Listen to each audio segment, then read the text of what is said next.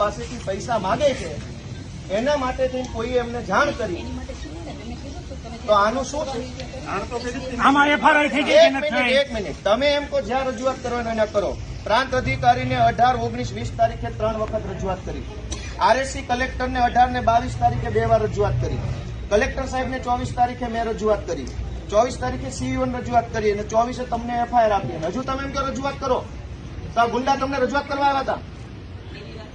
બેન, ભગવાનથી ડરો, ભગવાનથી ડરો. તો ધીમે એટલે પણ હું કઈ ખાઈ ગયો? તમે અમને ઉપર ખોટા આરોપ મૂકો. બેન, તમે છેડતીનો આરોપ કેવી રીતે લગાવ્યો ના ઉપર? હાલો, પગે લાગુ. લ્યો, છેડતીનો આરોપ કેવી રીતે કર્યો?